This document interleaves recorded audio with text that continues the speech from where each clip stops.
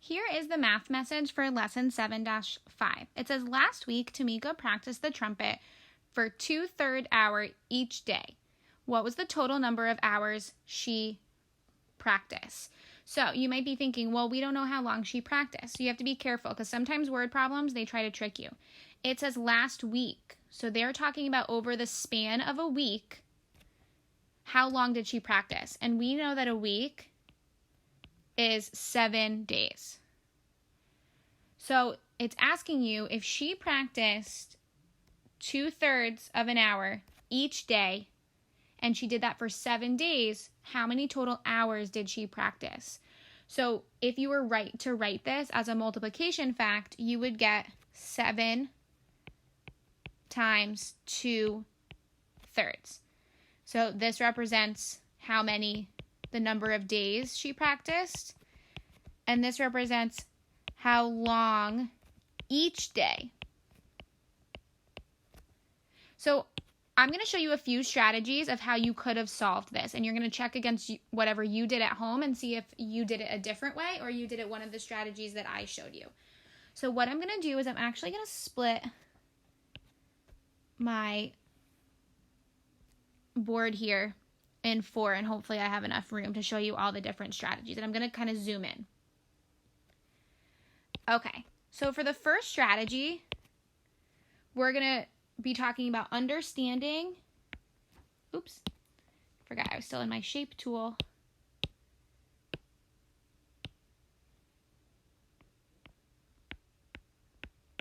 Understanding that a fraction, AB, that stands for any fraction, is a multiple of a whole number times that unit fraction. And I will give you an example. So if this is 7 times 2/3 equals unknown value, we don't know how many hours she practiced. Well, I know that this 2/3 can actually be written as 2 times 1/3. The 2 in the numerator becomes the whole number because 2 times 1/3 is 2/3. It's just another way to write that fraction. And then you would bring down the 7. So now you have 7 times, parentheses, 2 times 1/3. Then you are going to multiply 7 times 2.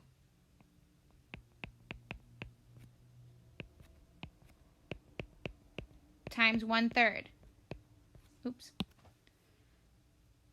And I know that 7 times 2 is 14 times 1/3 equals 14 thirds. Now, if I wanted to change this from an improper fraction to a whole number, right, I know that 7 times 4 is 12, which gets us close to that 14. 7 times 5 is 15, so that would be too much. So I know there's 4 wholes, and I'm going to have some left over. So if I took 14 minus 12, I'd be left with 2/3. So she practiced that week for 2 2/3 hours. So to recap what we did, we just changed this fraction here, 2/3. We changed this fraction here, 2/3, to a multiplication problem using a unit fraction. The denominator didn't change. 2 times 1/3 is another way to write 2/3. So just a quick second example. If I had 5/4, the same thing as writing 5 times 1/4. We've done this in the last 3 lessons. Okay. Let me erase and show you a different strategy that you could have used. So this is understanding how to use a fraction as a multiplication problem. Okay, so now I'm going to go over here.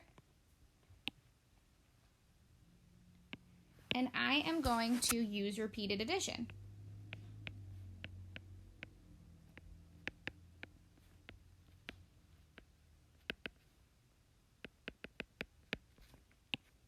And we've done this before. You would do 2/3 7 times. You know, this is not Miss Mold's favorite way because I hate writing all of these. And I always lose track and I have to go back. So just be careful and make sure you're doing 1, 2, 3, 4, 5, 6, 7, the right amount of numbers. So if I were to add up all those 2's, I would get 14/3, which we know is 4 and 2/3. So you get the same answer. Okay.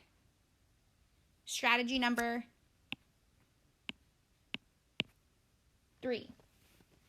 You can use, we call it relational thinking. What I like to call it as grouping.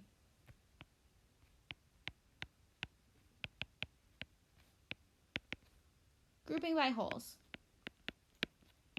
So if I write 2/3 7 times to represent each day of the week and how much she practiced for each day. And I know that 3/3 is equal to 1 whole hour. I'm going to group them. Now, I can't do this, right? Because that would be 4/3. But I know that if I add these together, I get 6/3, which is equal to 2 wholes, right? If I change 6/3, it would be equal to 2. And I know if I take another 3 groups of 2/3, I would get 6/3, which is 2. So now my answer is 4 and 2/3. So that's grouping by wholes. Okay, our last one is to draw a picture.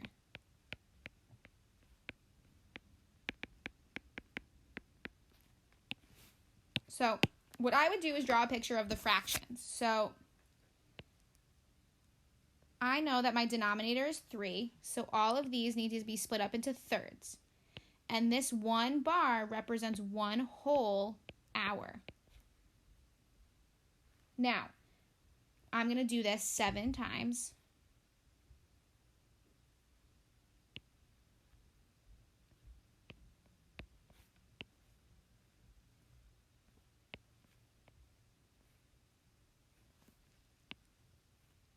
To make sure that we have enough.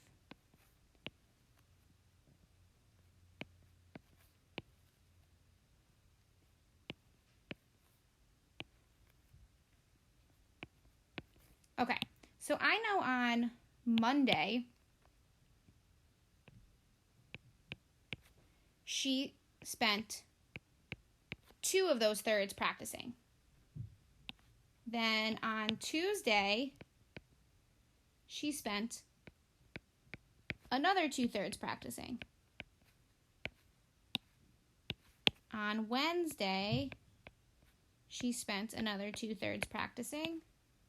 She did the same thing on Thursday.